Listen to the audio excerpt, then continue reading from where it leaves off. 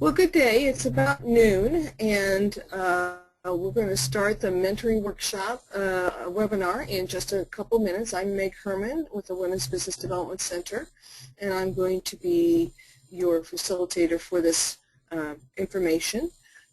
So we're going to wait about 30 more seconds, and then we'll get started.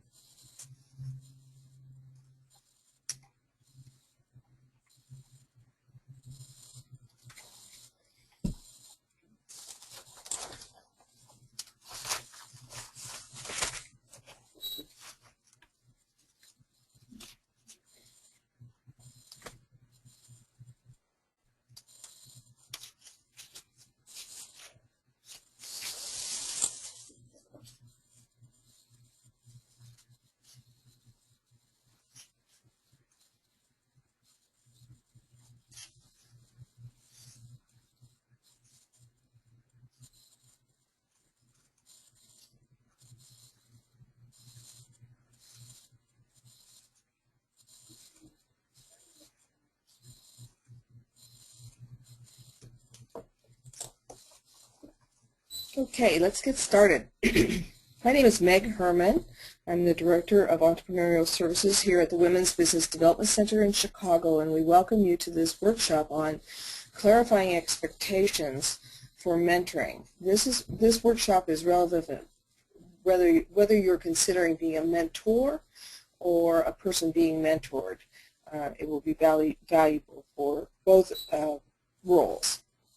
There will be a place on the right-hand side of your screen that you can type in questions. I will look at those questions pretty much at the end of the presentation. I'm going to present for about 40 minutes and then take questions and answers. And hopefully a number of your questions that you have right now will be answered during the course of the presentation.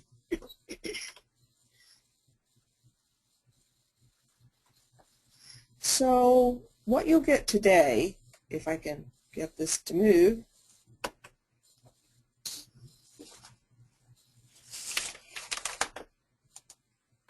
there we go, is we're going to talk about the benefits of a relationship, the differences between mentoring and coaching, the responsibilities of a mentor, specifically in the areas of personal accountability, communication, progress, and feedback, what goes into a mentoring plan and agreement, how you evaluate and end the mentoring relationship effectively, how to find mentees and mentors, and access to an existing mentoring match program. So that's what we're going to talk about today.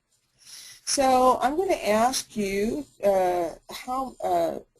if you are interested in this workshop as a mentor, a mentee, or whether you're just exploring. So I think the poll question should be posted.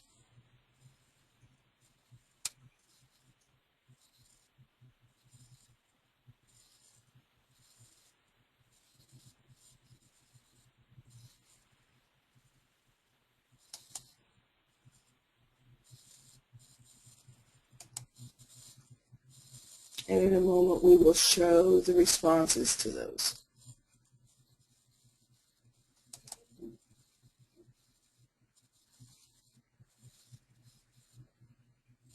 And by the way, this session is recorded and will be available after the workshop, the webinar, under our online on-demand button on our WBDC website, and they'll be listed as archived webinars.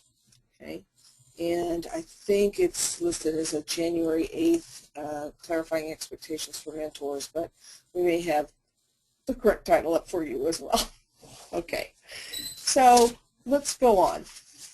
I don't see the answers to the polling questions, so I'm sorry, I can't tell you how many of you are looking at being mentors, mentees, or if you're just exploring. We'll come back to that when we get that.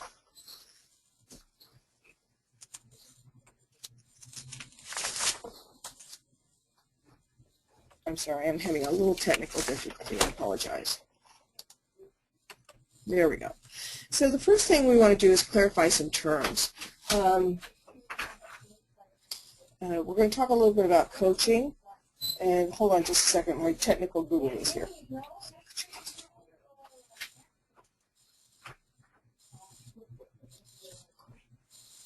Okay, so we're going to go ahead and look at coaching.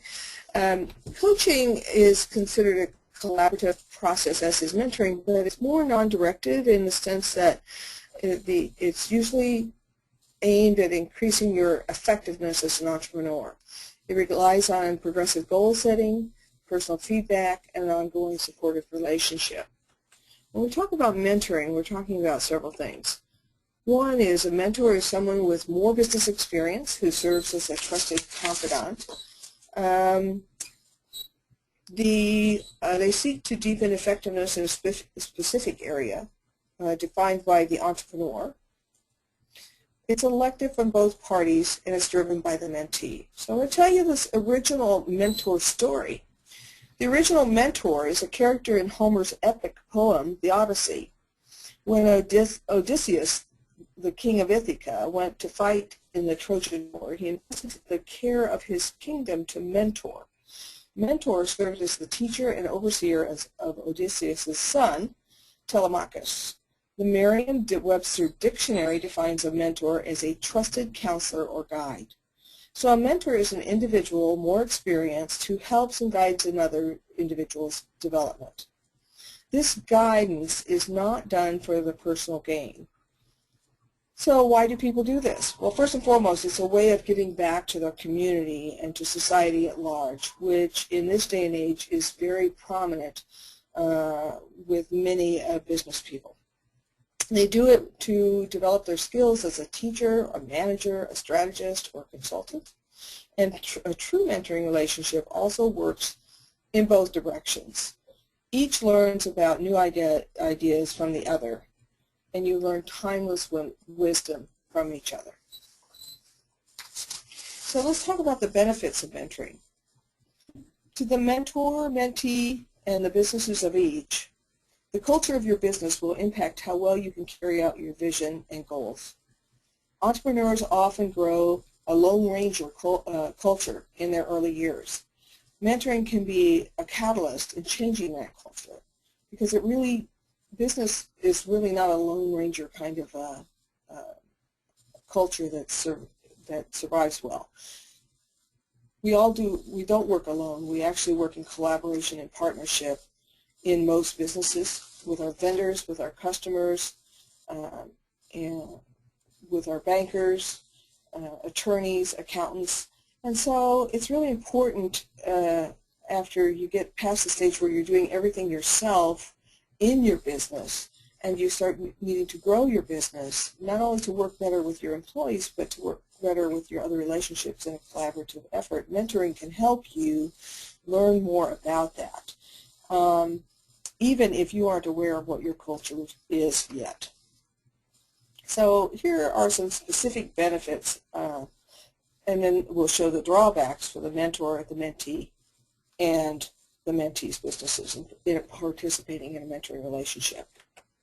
So the potential downsides for a mentor, as we just saw, that the upsides were fulfillment, revitalized interest, self-confidence, and greater job satisfaction, possibly. The downsides include it takes time, more time than people often perceive. Also, the perceived benefits don't always work out. Maybe the mentor doesn't get as much as they hoped they had. And they may not have the skills for the role that they thought they had that really fits this particular person and their needs. Now let's look for at the benefits and the downsides for the mentees. First, we hope that those business growth. But on the downside, with the growth, might be chasing a lot of very interesting things and neglecting core duties. You get personal support, but you might have some negative experiences with this, with your mentor, as opposed to getting the support. You have the opportunity to learn and develop personally as well as professionally, but you might have, there might be unrealistic expectations on both sides of the fence.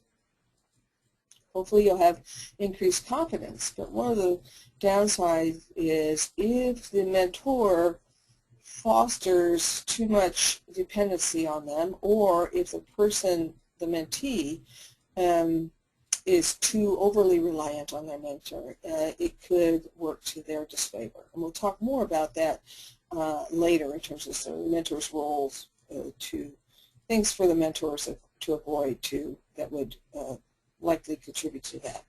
And then, of course, you'll also, on the positive side, when we're ending on a positive note, that you get assistance and feedback. Let's talk a little bit about the benefits to the business. There we go. So we hope that you will have lots of ideas and motivation for, of course, improving your sales. And in relationship to that, improved relationships, processes, and of course, your own personal growth and satisfaction as a business owner. Let's talk a little bit about the roles and the responsibilities of a mentor, and then we'll talk about the same thing with a mentee. The mentor really needs to help a mentee develop goals and strategies. A mentor should guide and offer constructive ideas about how circumstances, problems, and opportunities can be viewed differently. A mentor should not take over the business challenges, but should help develop those goals and strategies to come over those challenges. A mentor's job is not to make others feel good about themselves, but to help others, people see others' ways of doing things, providing perspective. A mentor can help shift the paradigm and give another perspective when a mentee is stuck. When mentors volunteer their extremely valuable time, and entrepreneurs' time is also very limited, so both must show mutual respect. You have to respect schedules, you have to listen closely, you need to share at a more than superficial level and make the time spent worthwhile. Some roles that might be included in your relationship are listed here.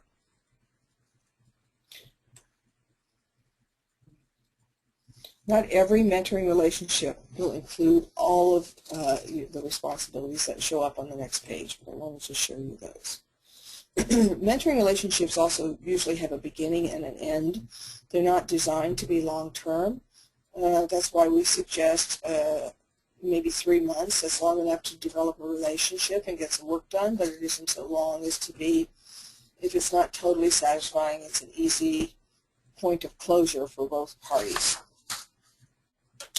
So now I'm going to talk a little bit about mentor roles. So as you see the 5 roles I described, think about what's most important to you. You'll need to be willing to be flexible. The first and most important role is the communicator. So in this role, of course, they encourage two-way exchange of information. They're not just telling. They listen to the mentee's concerns and respond appropriately. They establish an environment for open interaction and schedule uninterrupted time to meet with the mentee. That's very important. If you're thinking about being a mentor, or if you're a mentee, this is an appropriate request. You want to make sure that the time that the mentor has is not one that they're going to be on their cell phone, answering calls, having interruptions from other workplaces. In fact, we encourage you to meet off-site from both places so there will be less distractions. So a mentor can give advice but not usurp the mentee's right to ignore such advice. So a mentor will also respect the privacy and confidentiality of the relationship and not share other information with others without permission. The second, I think, most appropriate role for a mentor is to be a broker of relationships. So in this role, they might expand the mentee's network of professional contacts and help the mentee link with appropriate educational opportunities if that's relevant. Now there's 3 other roles I want to briefly talk about, but those are the top 2. The next role is being an advocate. Some mentors will do this and some may not. Arrange for the mentee to participate in high visibility activities in their field is a lovely thing for mentors to do that sometimes happens.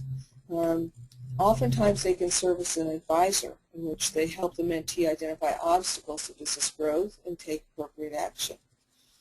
They also can recommend training opportunities that would be useful. And finally, a key role for a mentor is coach. And in this role, this is a time when they help clarify the goals and the plans and the strategies that the mentee has come up with, and kind of troubleshoot them, be devil's advocate around them, and really help them think them through more thoroughly. They also serve as a role model for successful professional behaviors and how they interact with people. Mentoring relationships are usually limited to business issues and are not intended, as I said earlier, to be long-term relationships. A mentor should try to help solve problems and answer business questions. So before a meeting, it's a good idea to make a list of questions as a mentee, but also those you might have as a mentor. A list of questions, ideas you want to discuss, and problems you foresee in moving a business forward. So here's some mentor guidelines. Some things to do. Set at least semi-monthly meetings at a minimum and start on time.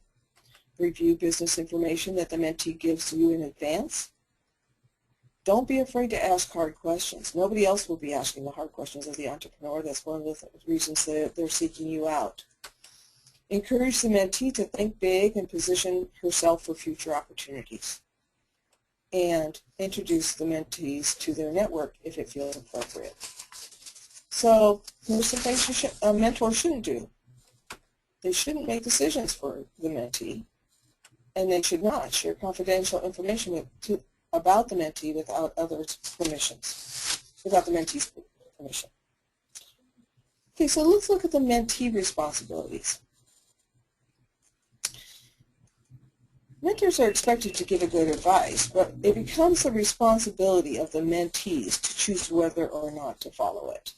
Again, so we're seeing the responsibility of the mentee also. It takes two to tango here to set up the monthly meetings. We suggest a minimum of 6 hours a month, 3 hours with her mentor and 3 hours to work on our mentoring tasks that the mentee would do. To send concise business information in advance, read as much as you can, also ask the hard questions, follow through on agreed upon actions, be candid, I'd almost say be vulnerable, and consider herself to be in a safe and confidential environment. So these are guidelines, and particularly around the time amounts, assuming you will meet a couple of times a month. I would caution you not to try to meet every week. It's hard to keep that level of commitment over time, and it really doesn't allow you much time to get much of your field work or your tasks or the things that you've brainstormed to take action on with the mentor to get them done. So every couple weeks, maybe 3 weeks out of a month. Some people do well with once a month. It's whatever you two work out that works for both of you. Here's some things not to do.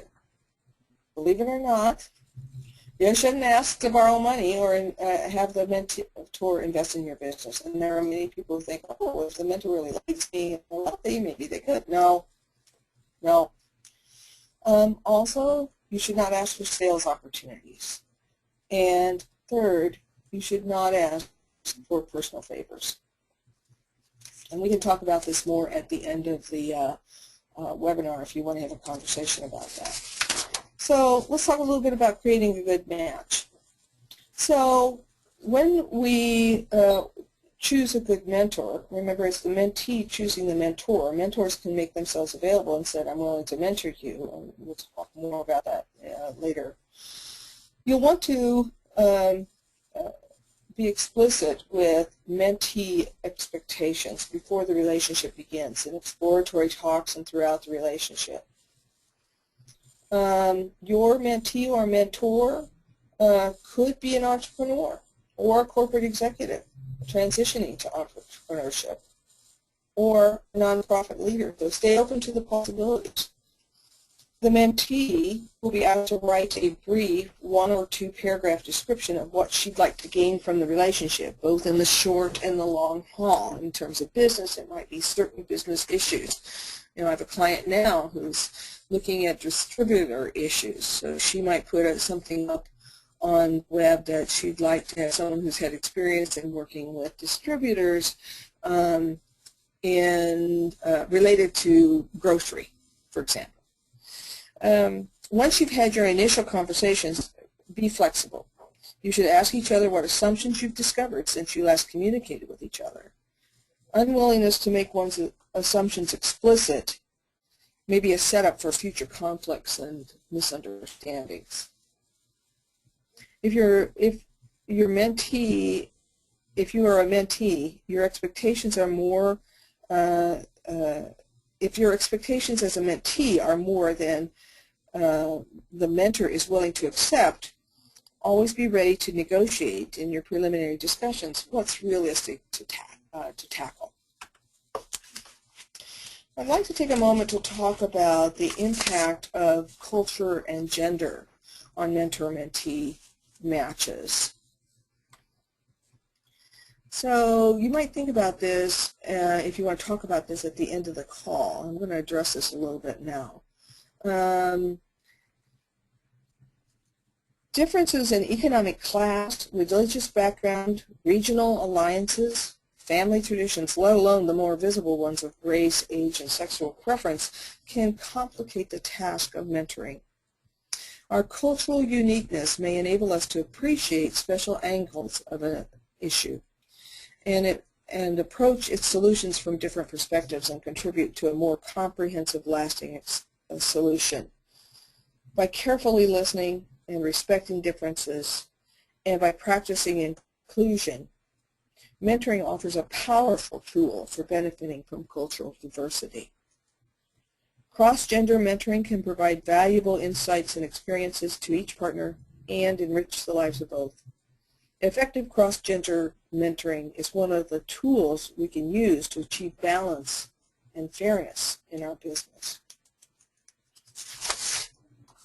So now we're going to shift to more of the practical, physical things of the mentoring relationship. So we're going to talk in this next section about planning the mentoring relationship. We're going to talk about the initial meeting, planning questions, first meeting checklist, developing an agreement, the learning log, enhancing conversations, and ending effectively. First, let's talk about planning the initial meeting. If the mentee is in a new business, of course, all of these things that you see on the screen right now won't be planned yet. However, they give her insight into what she will need to be thinking about as her business evolves. When you decide to enter into a mentoring relationship, an initial exploratory conversation can serve multiple purposes so that you can make an informed decision regarding involvement.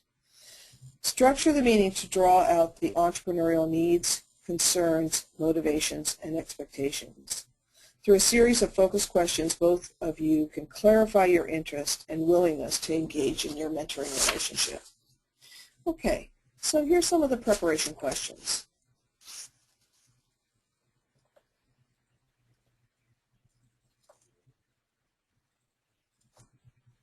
Thinking about these questions can help you structure an interview. Here's 4 more questions.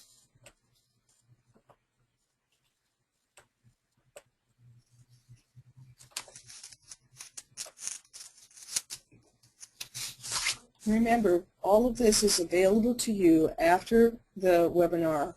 It will be posted online on the WBDC website under Online on Demand, and you'll see archived webinars, and it will be under that. Okay, so let's look at the first meeting checklist.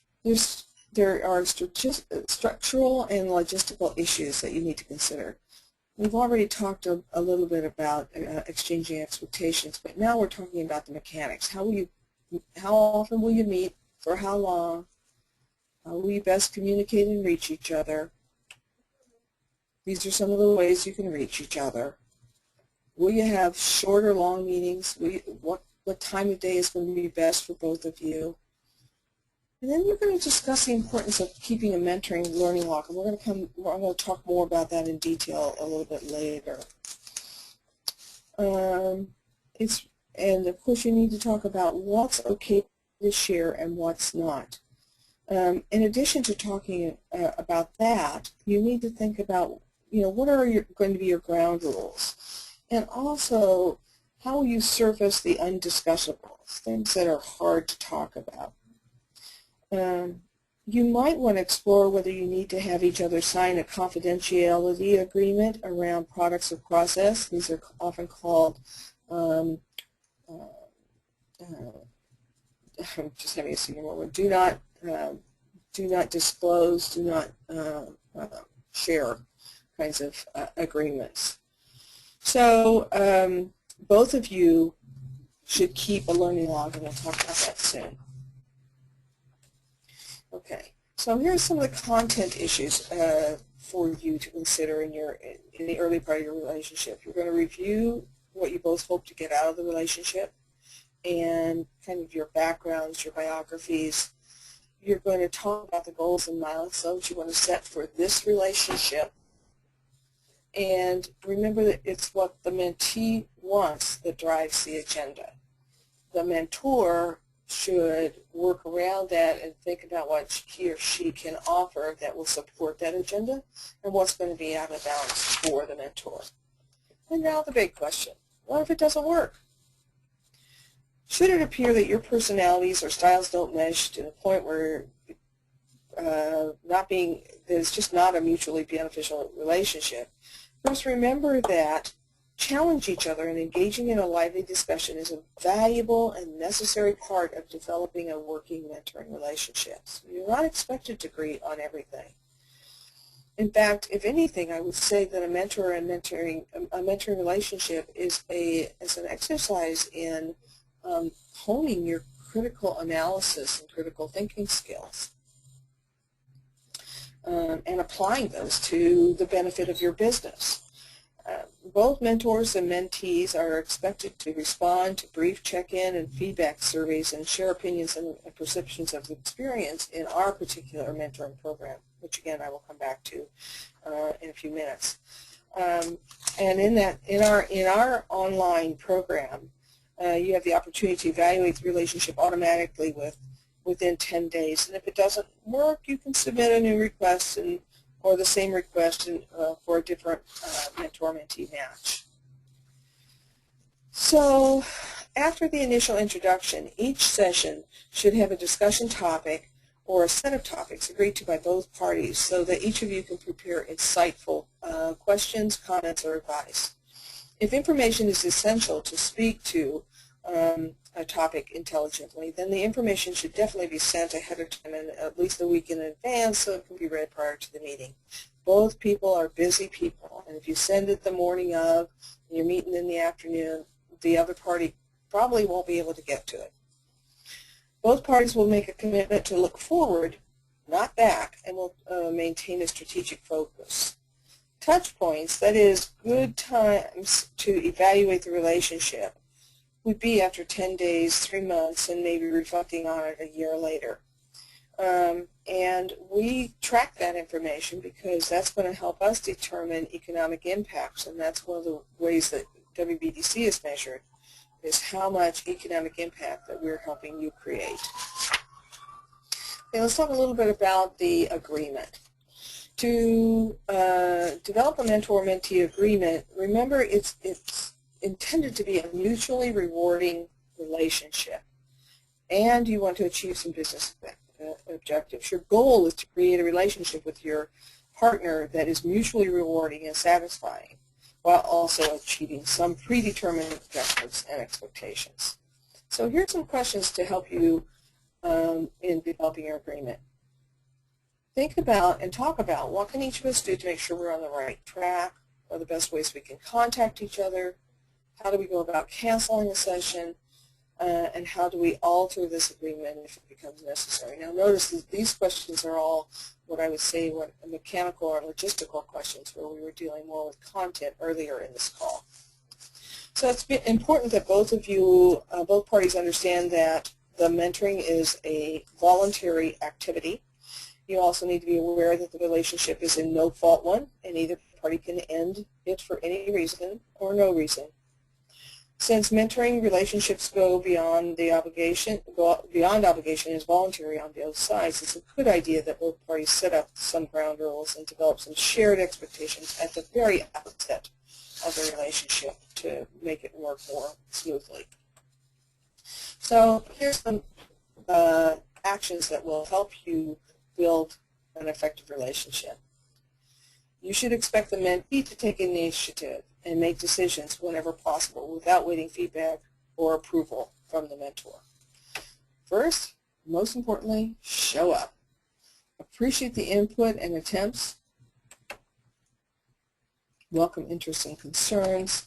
Provide feedback. Be mindful to give feedback without interpretation, evaluation, or judgment. Remember, when you're in a mentoring relationship, the mentor is not the work supervisor and the mentee is not the employee. So you have a different relationship. Continuing, we ask how in the mentoring relationship, the mentee should be asked how she plans to follow through on commitments, contributing ideas. You should also make sure you discuss the negative versus positive, and recognize that everybody has different amounts of time and values the investment in that time differently. Remember that mutual gain is the goal. So we're going to talk a little bit about the learning log now. The learning log should include these elements. People often forget this, but it's like, when did we talk about that? And then the key topics discussed, the strategies that are generated, the challenges, actions and deadlines, and whatever you learned or became aware of, your ahas.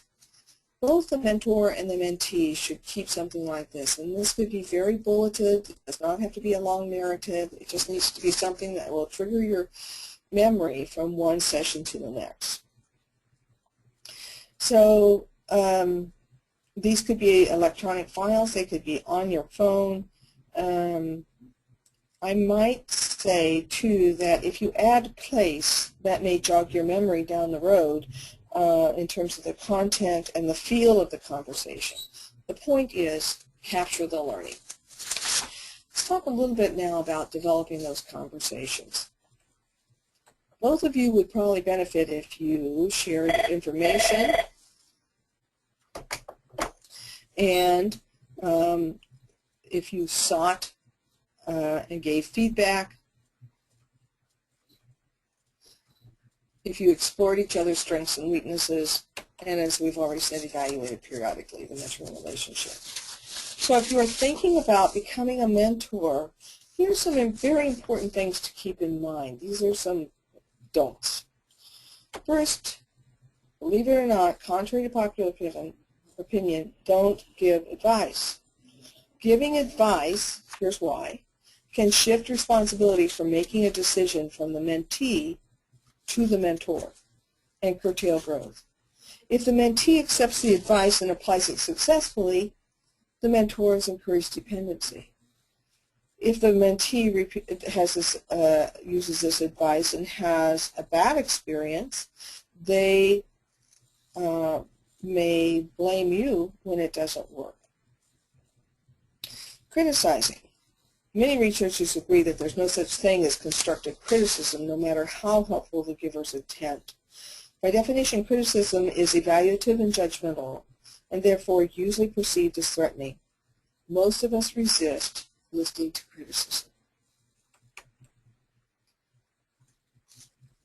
Think about how you feel when your ideas are discounted. In mentoring, we might discount a mentee's interest, ability, or willingness to do something when we think, oh, she could take on this initiative, but she'll probably mess it up.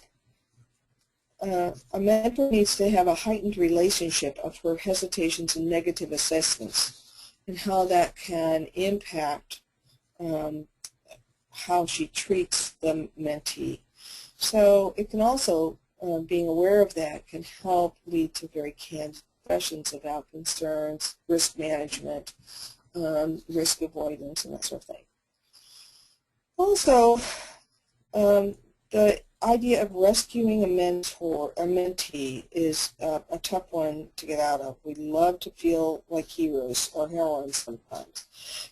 But if the mentee's mistakes are driven by a repetitive pattern, rescuing her by stepping in to help will only encourage her to resist change further. The more a mentor likes a mentee, the more prone she may be to rescuing the mentee inappropriately. The best example of this is parents who constantly rescue their children from the consequences of their behaviors. Let's talk a little bit about adapting to change.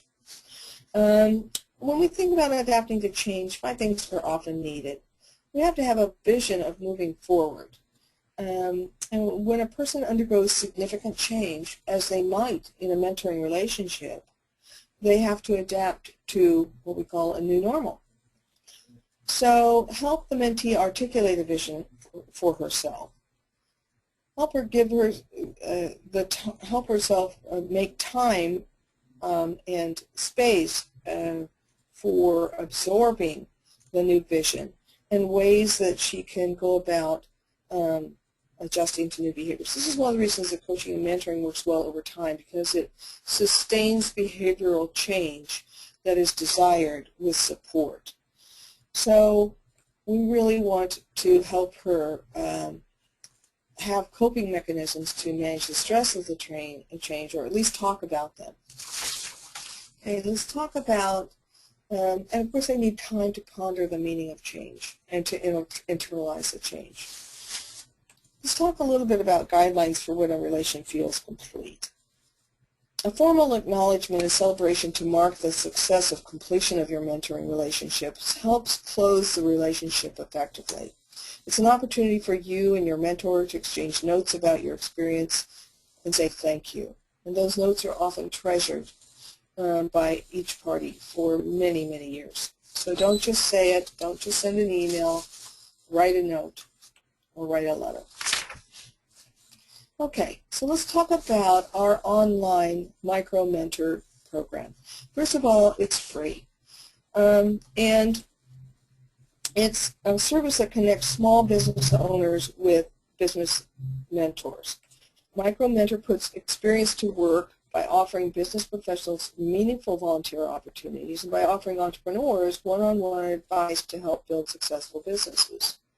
Micro Mentor's mission and ours at WBDC is to help small businesses grow faster, generate more revenue, and employ more people. By partnering with Micro Mentor, WBDC felt that it was easy to be a mentor, find a mentor, and build a business. So participants sign up online, and I'm going to give you the link at the end of the session.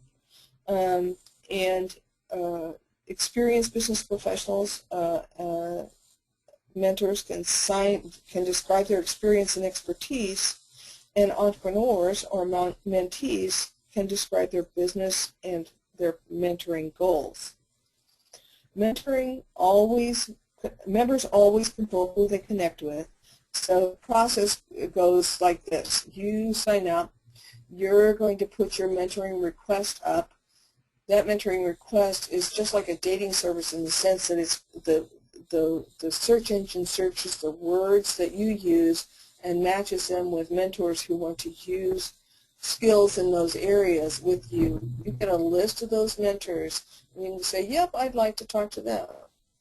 You know, that likewise, and then you can contact them directly from through the email that Micro Mentor will send you about connecting to them. But no personal like phone numbers or Twitter accounts or emails are shared until you are that far in the service and you make the selection. So you always control who you connect with actively, and you'll actively seek out connections, reviewing and approving direct requests from others in the network. There are over 3,000 mentors in this nationwide matching service. The services are in Spanish and in English. We have an affiliate site, and that's the link I'm going to get you through so you can sign up through our site. We have 100 people. I think it's 104 people right now on our affiliate site of MicroMentor. We are going to be offering a soiree for mentors and mentees of Axion Chicago and of our agency here in Chicago in November. So watch for that in upcoming newsletters and on our website. We've made 42 matches of people in our affiliate site, and hundreds and hundreds of matches have been made under MicroMentor. Once you've connected, relationships progress over email, telephone, Skype, Google Chat, and when possible, in person. I encourage you, after we get off this call, to go to the site and shop around. There's also a lot of resources about learning how to be an effective mentor or a mentee on the site. You can look at all the mentors or the kinds of mentors there are. There's other tools about mentoring that are helpful. It's a very robust site.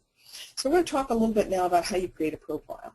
When you go onto that site, you're going to be asked to put in a date, the purpose of your request, and the purpose of your business, the product or services that you provide, what's your revenue size, the number of employees, and it's okay if it's just you, the kinds of customers, how you generate sales, and what you see as your competitive edge. Then you're going to be asked to put together a mentoring request, and you're going to have some, the more specific you are, the more likely you're going to get a better request. So try to really think about that as you put it, before you put it out. Now, if you want to be a mentor, to qualify for a mentor in this program, you must have 3 years of business ownership experience or 5 years of management experience or 5+ years as a professional. Whether a potential mentee is just getting started or has been in business for 30 years, the most important requirement is that the potential mentee is seriously committed to working on her business with a mentor. So we ask all the participants to treat others within the MicroMentor community with respect, and that participants put an honest effort into each mentoring relationship they establish. Entrepreneurs should expect to dedicate 6 hours per month to each mentoring relationship, 3 hours to work directly with the mentor, and another 3 hours implementing business solutions and recommendations discussed with the mentor. The most important requirement, though, is that you are dedicated and patient. We ask that all participants treat others within the MicroMentor community and WBDC with respect, and participants put the honest effort into each mentoring relationship that they establish. So, how do I get started with WBDC mentoring? Well, here it is. You can sign up, and I'll leave this up long enough for you to copy this down. This is the link that takes you directly to our affiliate page. So if you didn't go with this link, you could go to micromentor.org and sign up, but you would just sign up in general as opposed to signing up with our link, within our link. I will tell you that our affiliate is designed to promote relationships within our service area. So for the WBDC in Chicago, that's Chicagoland, including the collar counties. It also includes the other Illinois and the other 8 states that we work with in certifying women to be women business enterprises. So those states are Illinois, Wisconsin, Minnesota, North Dakota, South Dakota, Iowa, Missouri, and Kansas.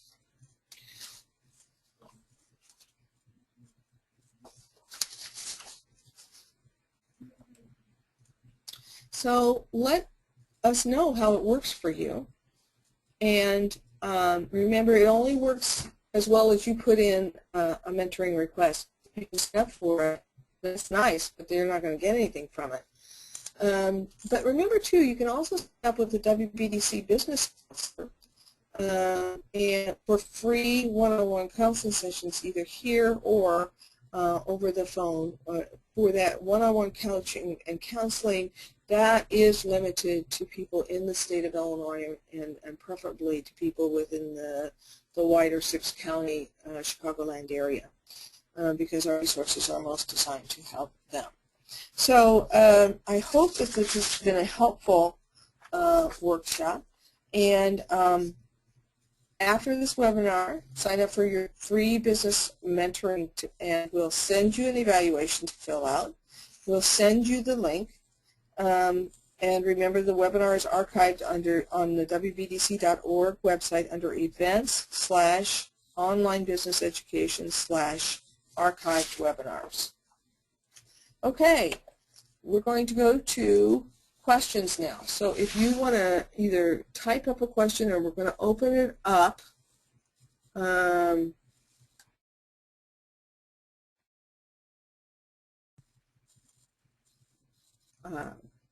See if we can have any questions. We have a small enough group. It looks like we have 10 to 12 registered. So my hope is that we can open this up for questions, for verbal questions.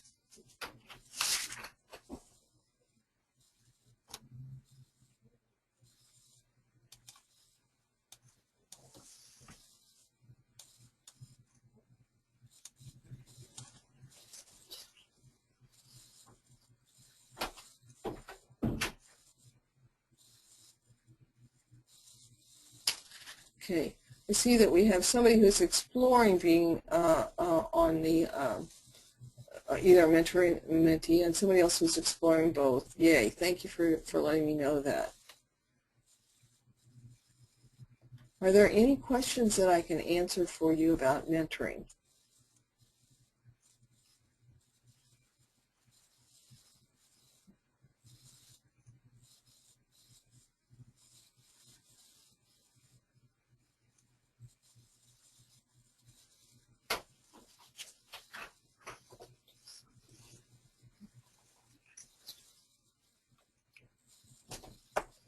Okay, now I see a couple questions. Thank you. All right. The question is asked for Jennifer. Who is the best person to ask to be a mentor? Someone you already know or someone who you aspire to be? That's a lovely question. You get like a AAA+ for that question. So the answer is, it depends. So it depends on what your mentoring needs are, what it is you want to be mentored around. If you have a choice, say you know one person that you don't know at all and another person that's like an uncle, and you want to ask them the same things, you need to think about how, what are the pros and cons of having somebody you know more about your vulnerabilities of your business. Are you comfortable with that? If you work with somebody, the value of working with somebody you already know is they know you, is they've got some history. The history can be helpful in giving you context, or the history could, their knowledge of you in your historical past could also be a barrier because they would have existing assumptions about you that may or may not still be true. So I think it really depends on what you want from the person and how comfortable you feel about disclosing something with somebody who you're going to know in the future as well as the past and what connections they have. You won't operate in a vacuum here with a mentor, but I think that's something for each person to kind of weigh as they think about it. Another question that we have is, what's the difference between mentoring and coaching? Okay, we talked about that on the second and third slides, Linda, so I'm just going to recap them just in case you weren't able to get on right away. When we talk about coaching, coaching is definitely performance-driven. It's a non-directive approach to helping. in that, again, the coachee is in the driver's seat, but it relies on progressive goal setting, personal feedback, and an ongoing supportive relationship. It tends to be one of the functions of a mentor. When we talk about mentoring, a mentor is usually someone who has specific knowledge in a specific area or industry or process or set of work, and they have more experience there that you want to tap into. I would say that is the biggest difference between a coach and a mentor. And in coaching, in some situations, coaching should be elective, but it's mandatory, whereas mentoring is always a volunteer relationship for entrepreneurs. May not be in large corporations, but it is for entrepreneurs.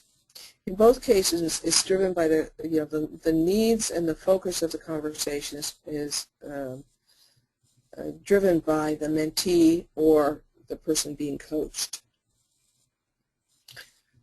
Any other questions that you might have or are curious about in terms of mentoring and coaching? I think one of the key things I want to stress is that mentoring needs to be sought out by the mentee. It is not something that the mentor is going to seek out.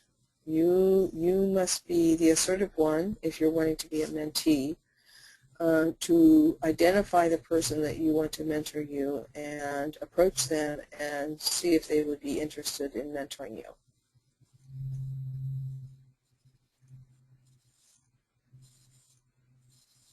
Any other questions?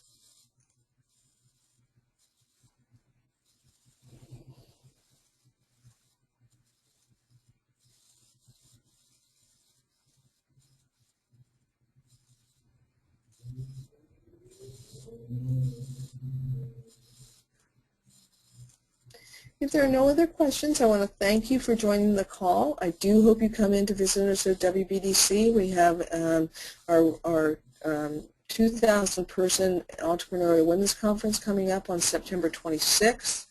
That's a powerful place to learn about women's businesses that exist. It's a very powerful women's networking event. It's the only one of its kind in its country and the oldest one of its kind. And we have a buyer's mark, and that's a great place to get to know different kinds of businesses that you might want to do business with.